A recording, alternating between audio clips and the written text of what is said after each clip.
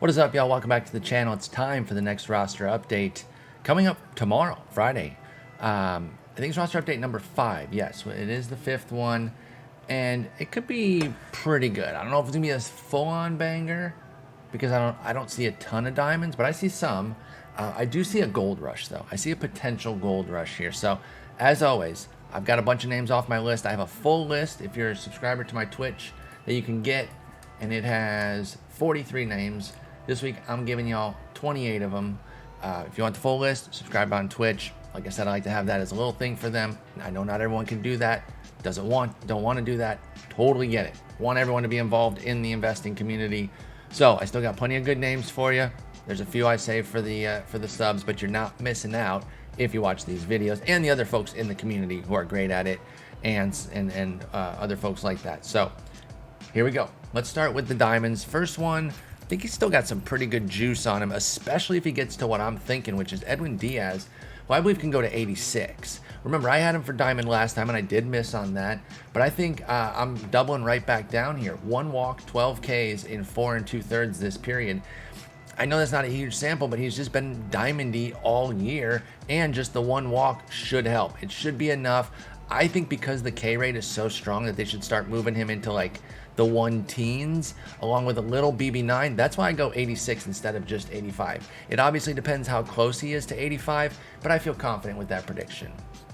Going over to starting pitcher, we have actually, we're going to come back to closer in a minute as well. So we have 2 insta returners here, guys that were diamond that are coming right back. Starting with Carlos Rodon.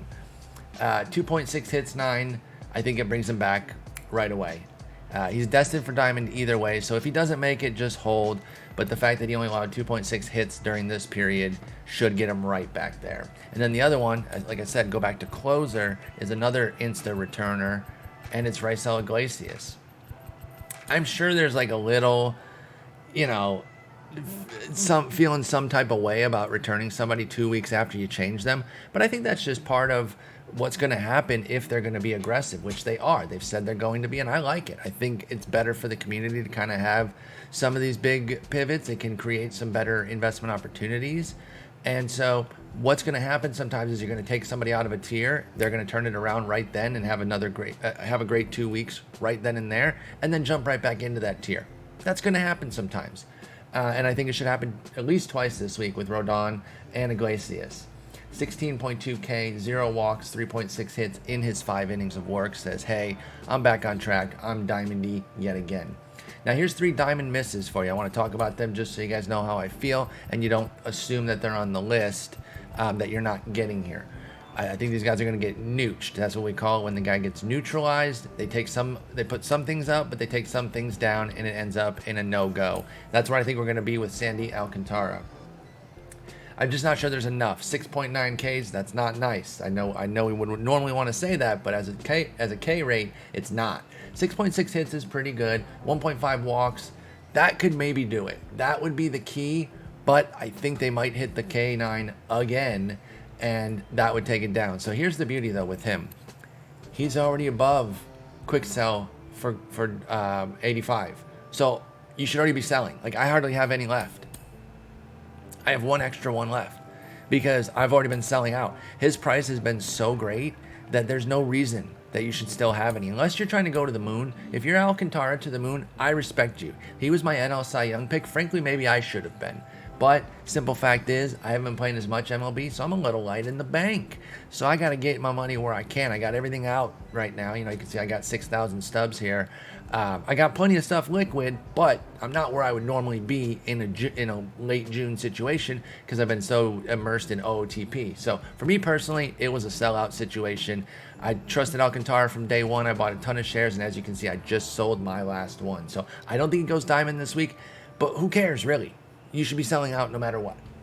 Devers is another one that I don't quite think gets it this week and is also already there. But you might want to wait longer with him. I get it because the quick sell prices go up as they get into the gold, into the diamond tier. 3,000 at 85, 37.50, 4,500, 5,500 as he goes up 86, 87, 88. So if you think Devers is to the moon, I get it if you want to hold. But if you're just waiting for diamond, get out now. It's right there for you. You can do that.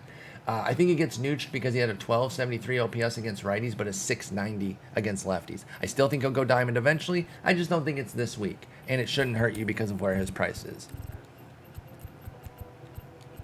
And then we got Wilson Contreras, who isn't quite there, but you could probably sell out of this as well, because obviously if you bought him a good bit lower, then you're still going to be operating at a profit, even though it's just shy of diamond. Again, I will not besmirch anybody who wants to hold at any of these positions, but we're all about profit here, right? And you never go broke if you're taking profit. So if you're selling out on these overpriced, or not overpriced, on the price hype, I should say, because people are anticipating things, then you can't go broke. You truly cannot lose. So I do recommend doing that a lot of the time. With Contreras, he didn't help his numbers against righties. He had a 550 OPS, and that's his weakness. He did crush lefties again, but how much more can he get? I don't know if 10 plate appearances of an 1833 OPS is worth +8s here, which would get him to 85. Now, here's what we don't know. What if +3s would get him to 85? And we don't know that because all we see is the +8s. We don't know exactly where he is. So that's why I'm like in between. I think he's going to get neutred because I think they're also going to take something away from what he did from his righty work because of that 550 OPS. So that's why I think he gets neutred. You can sell at this price and still be plenty happy with what you got. I only have one left of him too. I sold a handful. I wasn't super invested in Contreras, let me be clear. There's another one. I'm actually really torn on this one. Let me see if he pitched on Tuesday, just because I might amend my take on this guy if he did pitch on Tuesday. And that will be Ryan Helsley. So we go over here to RP. Oh no, he's a closer. He has taken Gallegos' job, unfortunately. I'm a huge Gallegos fan, but he has just fully ripped that job away and said, nah, I'm gonna have that. Gallegos was like, wait, but that was mine. It was yours. And then he shoves him. Okay, so he did pitch. Oh, he got 2 innings. Okay,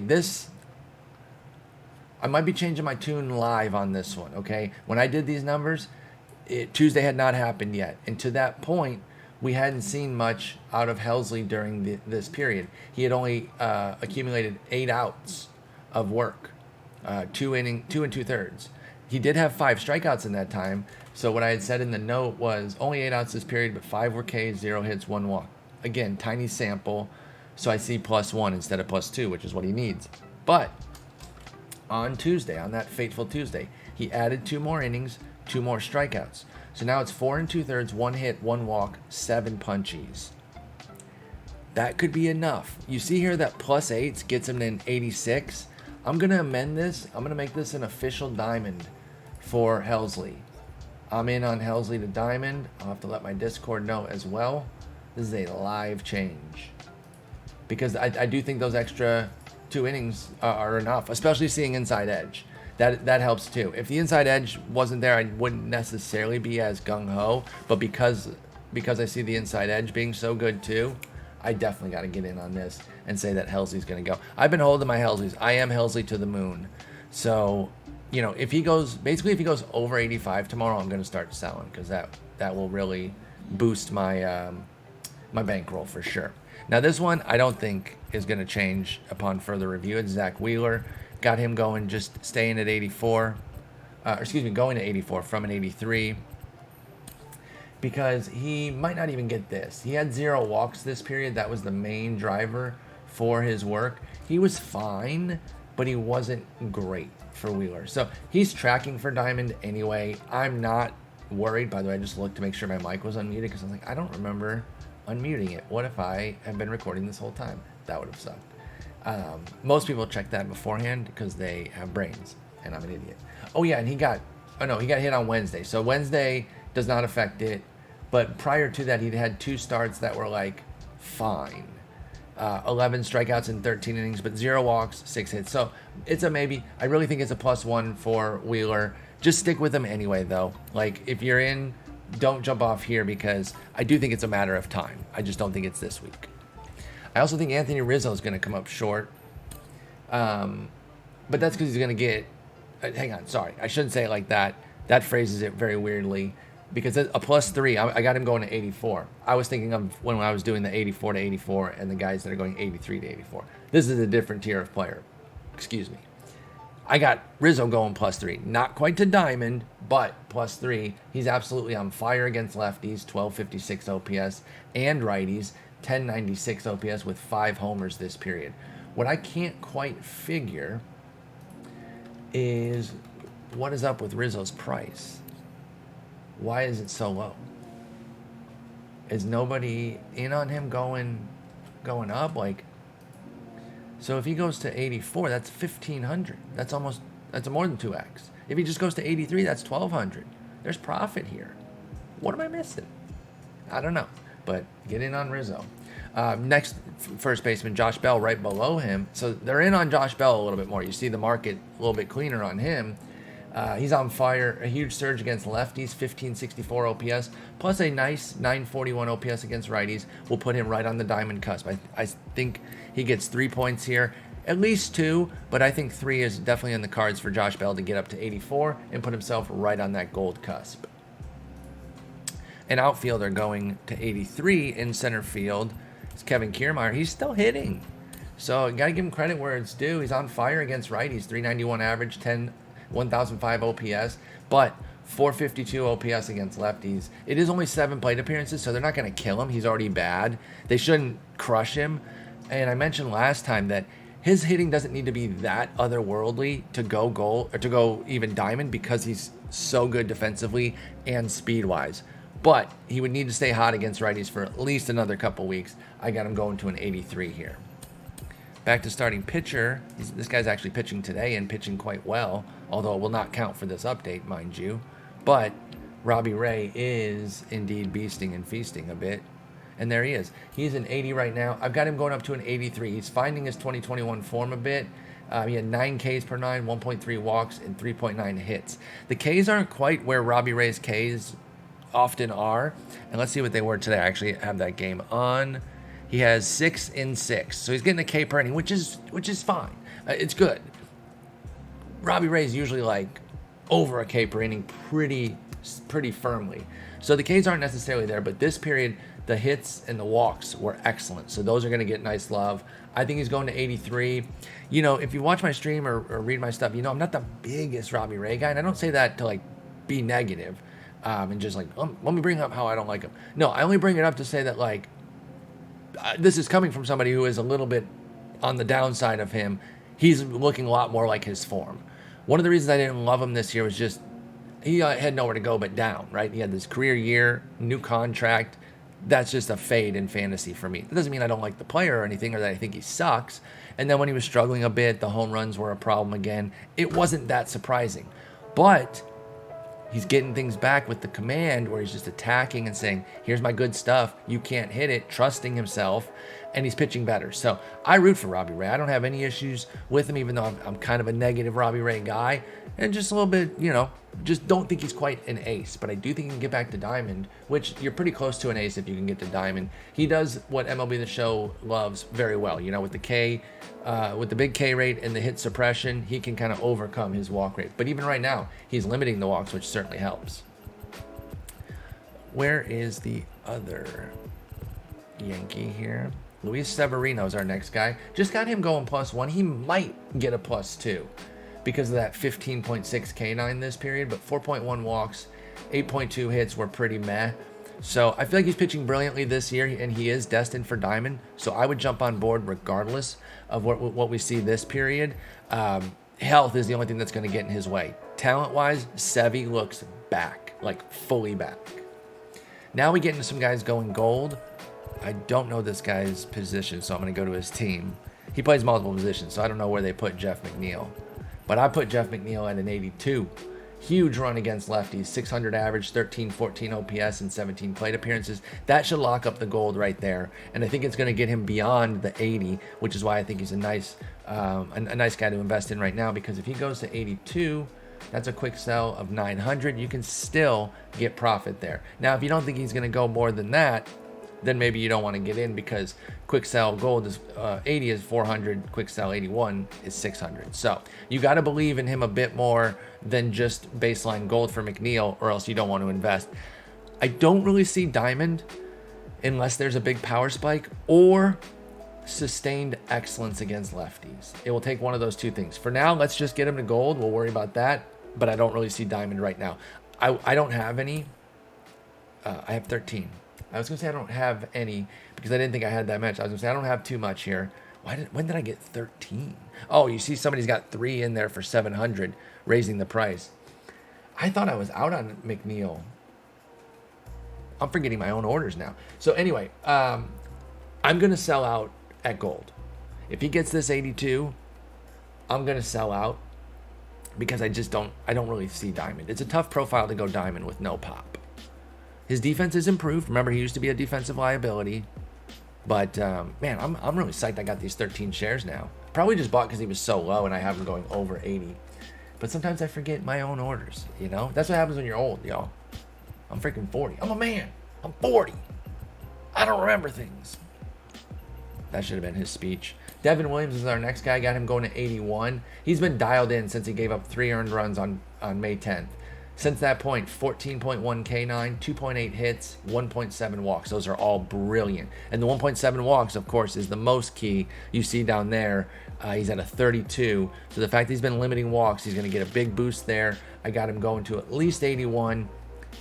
I would actually hold for diamond here.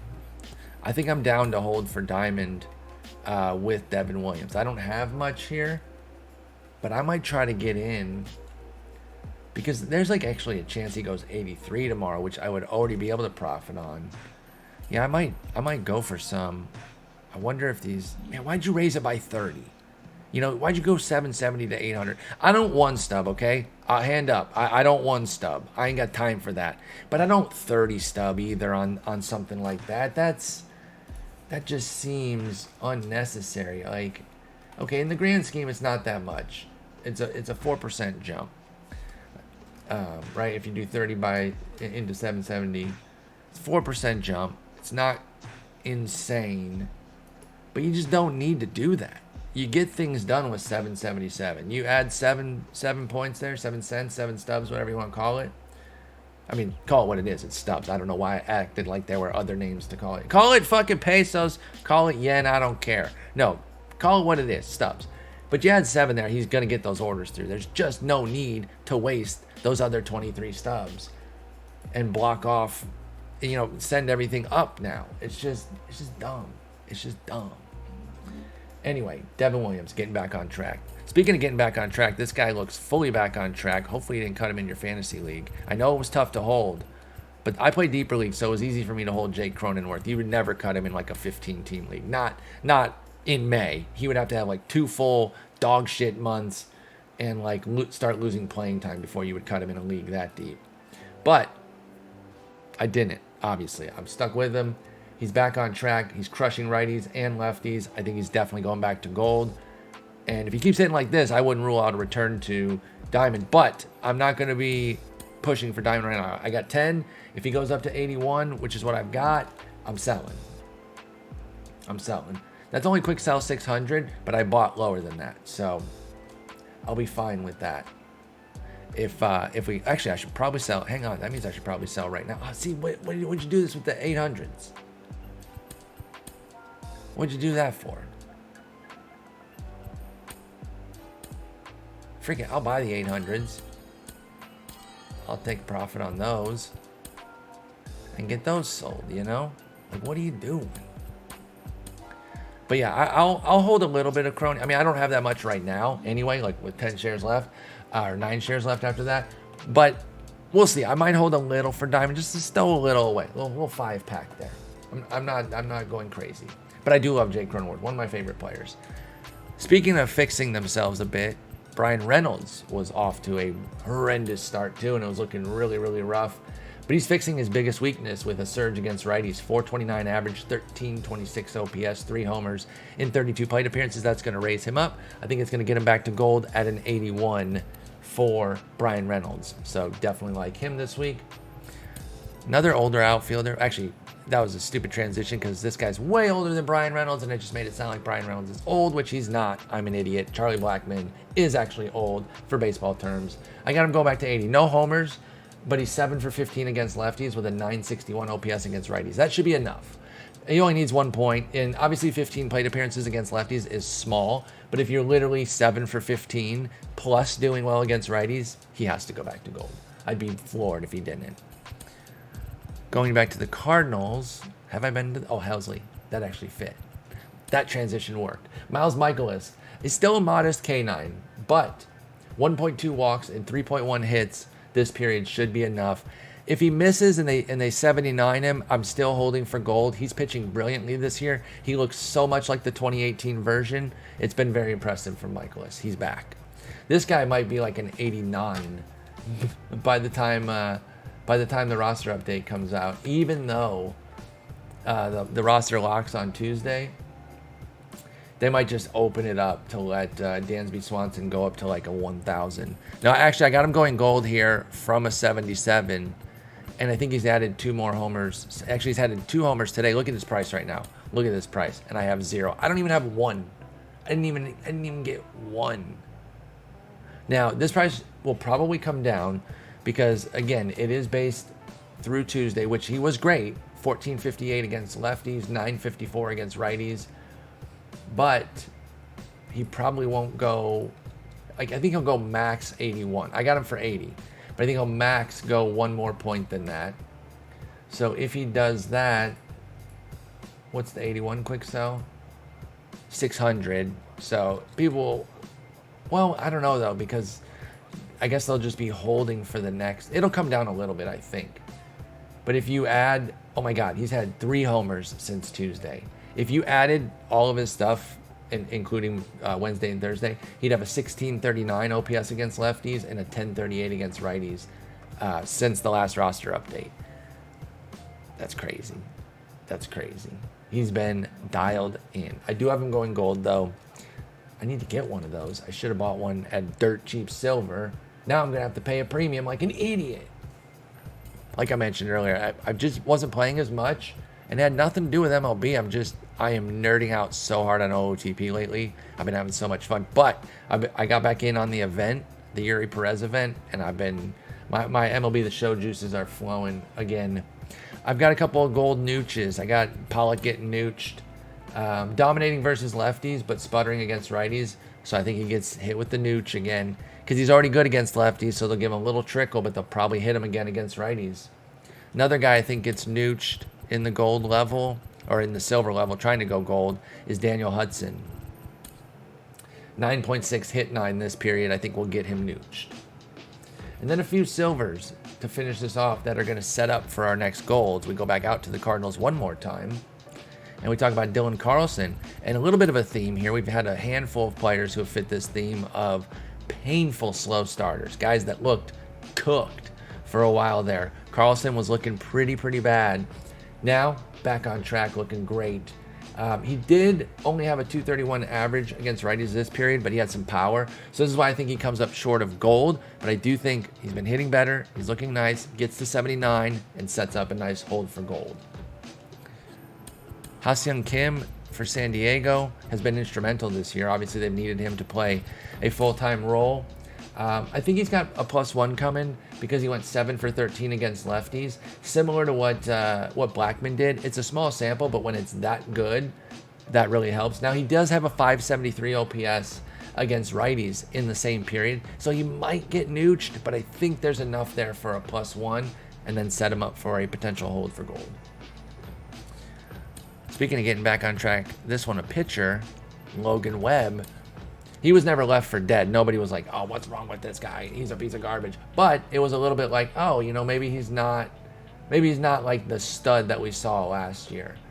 No, he is. To me, even down to like actually looking like him a bit in the face, it's Matt Cain all over again. And Matt Cain was a fucking G. And so that's why I think Logan Webb's at. He's been back on track. 2 great starts this period.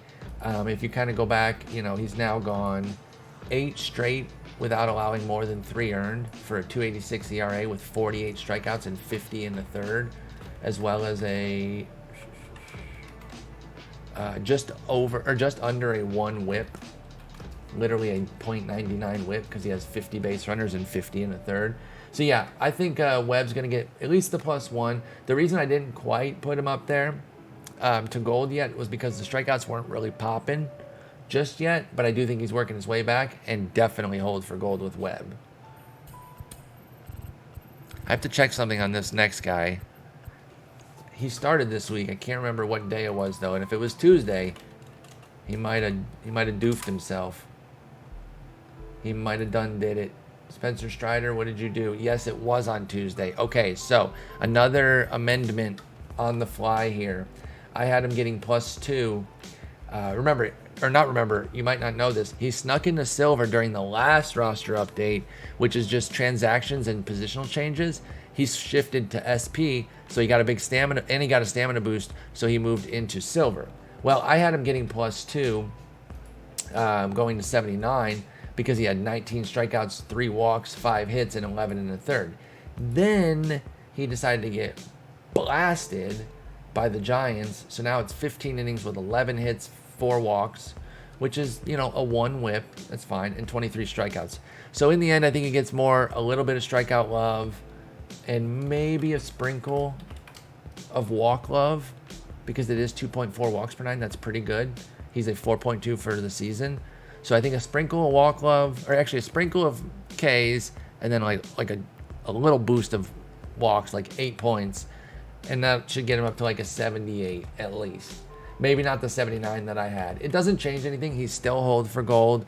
I'm not out after this start. One bad start, everyone gets one. Everyone gets several, to be honest. Over the course of a 30 start season, you can have 4, 5, 6, 7 bad. I mean, depends how bad, right?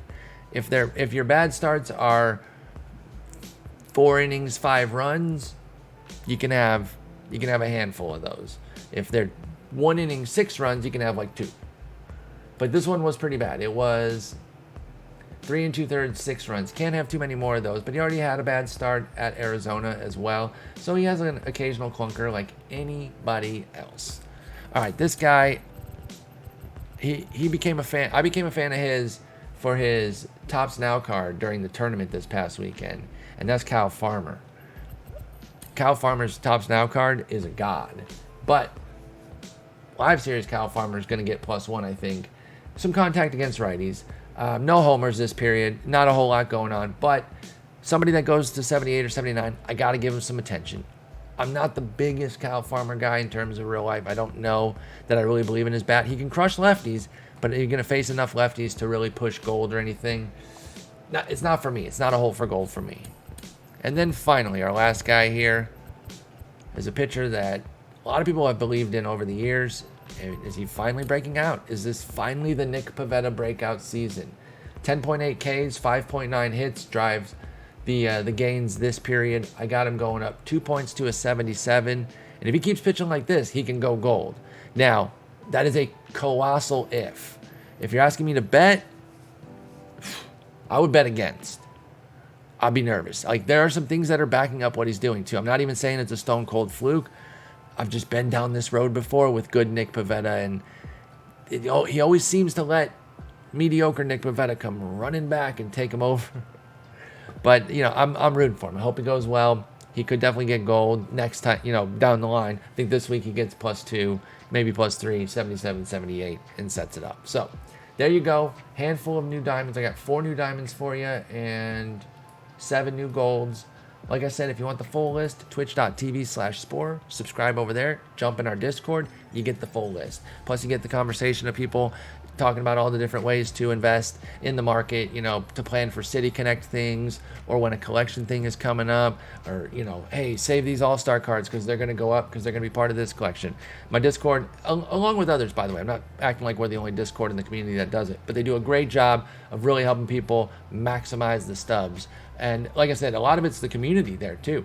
I chip in when I can, especially on City Connect stuff. I've been on top of that, but we've got great people in there that are always talking about the best ways to get the most stubs, all, just legit, just having your bankroll and maximizing it with whatever you got. Your team, no money, we can make that last. You put in a few bucks, we got you. Whatever you want. So anyway, come through on that Discord. I will be reviewing the roster update tomorrow, being Friday the 24th, right when it drops. 2 p.m. Central, twitch.tv/sport come through. And yeah, until then, good luck with your investing. If you hit, great. If not, don't get too discouraged. It's still a patience game too. So that's why I tried to be clear about the guys that I'm the highest on and the guys that I'm a little bit touch and go on. So if you have further questions, put them in the comments. I'll try to clear up anything I can for you in terms of as much confidence as I can give without telling you outright, yes, this is definitely happening, because I don't know. Even somebody like Edwin Diaz, who I think is a stone cold diamond, I can be wrong. I can never guarantee anything. Anyway, I'm rambling at this point. Thank y'all so much for watching. Peace.